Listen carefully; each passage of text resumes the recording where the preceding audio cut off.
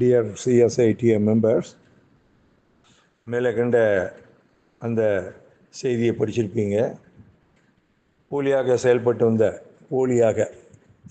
வந்த ஈரோடு சேலம் திருமண்டலம் அப்படின்னு சொல்லிக்கிட்டு அதில் அயோக்கியத்தனமாக ஃப்ராடுத்தனமாக சட்டத்தை மீறி ஆரம்பித்து வைத்த 14 வங்கி கணக்குகள் முடக்கப்பட்டுள்ளது.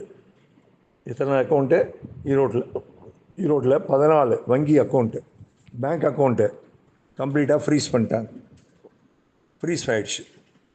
இப்போ இந்த ஈரோடு சேலம் திருமண்டலம் வட்டகன் பேசிட்டு திரிகிறானுங்களே, இந்த உபத்தலைவன் பொருளாளன் செயலாளன்னு இதுக்கு என்ன பதில் சொல்ல போகிறாங்க? 14 அக்கௌண்ட்டு ஃப்ரீஸ் ஆகிடுச்சு. அப்போ அயோக்கியத்தனமாக ஆரம்பிச்சனால தானே பேங்க் ஃப்ரீஸ் பண்ணிட்டான். பேங்க் அப்படி தான் அக்கௌண்ட்டை ஃப்ரீஸ் பண்ணுவாங்க. ஈரோடு சேலம் டைசிஸ் தான். சுப்ரீம் கோர்ட்டையே மாரி இவனுங்க 3 பேர் ஆடுறானுங்களே, எவ்வளோ திமிர் இருக்கணும் இவனுங்களுக்கு. சுப்ரீம் கோர்ட்டையே மீறி ஆடுறானுங்க. இப்போ 14 அக்கௌண்ட் ஃப்ரீஸ் ஆகிடுச்சே. இப்போ ஃப்ரீஸ் ஆன எல்லா பணத்துலேயும் அந்த பேங்க்கில் இருக்கிற பணமெல்லாம் மாட்டிக்கிச்சா? இப்போ நாங்கள் சமீபமாக கேள்விப்பட்டது என்னன்னாக்கா, சேலத்தில் குகை என்ற இடத்துல இருக்கக்கூடிய HDFC பேங்க்கில் இவனுங்க அக்கௌண்ட் ஓப்பன் பண்ணியிருக்கிறதா சொல்கிறாங்க.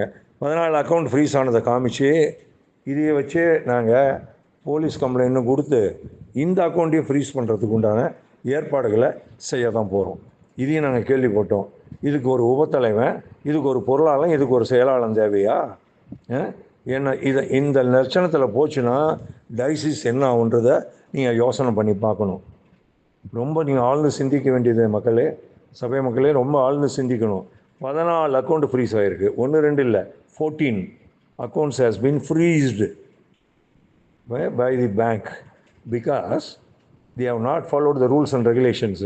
இவனுங்க இஷ்டத்துக்கு பேங்க் அக்கௌண்ட் ஓப்பன் பண்ணிக்கிட்டு ஆட்டம் போட்டுக்கிட்டு டிபிஎம் ஃபண்டு எடுத்து 47 லட்ச ரூபாய் ஆட்டையை போட்டது இல்லாமல் 17 லட்ச ரூபாய் தூக்கி ஊழியத்துறையில் இருக்கக்கூடிய பணத்தை தூக்கி குட் ஷெப்பர்ட் மெட்ரிகுலேஷன் ஸ்கூலுக்கு மாற்றுறது, இத்தனை வேலையும் நடந்திருக்கு. இது புரியுது அவங்களுக்கு? ஒரு ஸ்கூலில் ஒரு பியூனாக இருக்க அவனை கொண்டு போய் ட்ரெஷரராக உட்கார வச்சா என்ன ஆகும்? நான் கேட்குறேன். நம்ம ஊரில் முனிசிபாலிட்டியில் குப்பை அள்ளிக்கிட்டு இருக்கிறான். இந்த குப்பை அள்ளிக்கிட்டு இருக்கிறவனை கொண்டு போய் கார்பரேஷனில் கமிஷனராக உட்கார வச்சா என்ன ஆகும்? இப்போ புரியுது அவங்களுக்கு? கேடு கட்டவனுங்களெல்லாம் கொண்டு வந்து உட்கார வைக்கக்கூடாது. ஓட்டு போடுறோம், அது பண்ணுறோம் அப்படின்னு நம்ம உங்களுக்கு சொந்த அடிப்படையில், சொந்த பந்தம் அப்படின்ற நட்பு அடிப்படையில், ஜாதி அடிப்படையில் கொண்டாந்து இப்படி உட்கார வச்சா ஊழியத்தை உருப்படி இல்லாத பண்ணிகிட்ருக்கீங்க. யார்? நீங்கள் எல்லாம் சேர்ந்து ஓட்டு போட்டு நாங்கள் சபையை நடத்துகிறோன்னு சாபத்தை சம்பாரிச்சிட்டு இருக்கிறீங்க. ஒவ்வொரு சபையிலையும் ஓட்டு போடுறோம், அது பண்ணுறோம், ஆர்கனைஸ் பண்ணுறோன்னு அயோக்கியத்தனமாக சாபத்தை சம்பாதிச்சிட்டு இருக்கிறீங்க. வெறும் பிசி மெம்பரு, இவன் wise chairman, wise president, பாஸ்டேட் chairman, இவனுங்க மட்டும் இல்லை, இந்த மக்கள் அங்கே வரானுங்களில் காணிக்க போகிற அவனுங்களும் சேர்ந்து அந்த அயோக்கியத்தனத்தை பண்ணுறானுங்க. 14 அக்கௌண்ட் ஃப்ரீஸ் ஆகிடுச்சு. இப்போ என்ன பண்ண போகிறானுங்க? இப்போ வைஸ் பிரசிடெண்ட்டுன்னு சொல்லிகிட்டு இருக்கானே, அவன் இதை காப்பாற்றுவானா? ஃப்ரீஸ் ஆகிறத ஃப்ரீஸ் ஆகிடுச்சே. பொருளாளன் இவன் எல்லாம் ஒரு பொருளாளன், ட்ரெஷரர் இவன்லாம் எப்படி?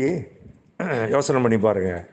எவ்வளோ இழப்பு ஏற்படுது, எவ்வளோ அக்கௌண்ட்டு ஃப்ரீஸ் ஆனது, திரும்பி இதை டீஃப்ரீஸ் பண்ணுறது, திரும்பி இதை மீட்டு எடுக்கிறதுல எவ்வளோ பெரிய காரியம் என்பதை சிந்தித்து செயல்படுங்க.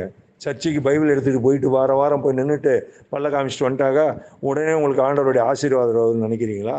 காரியவாதிகளாக செயல்படாதீங்க. உங்கள் காரியம் நடக்கணுன்றதுக்காக மட்டும் ஆடக்கூடாது, பாடக்கூடாது.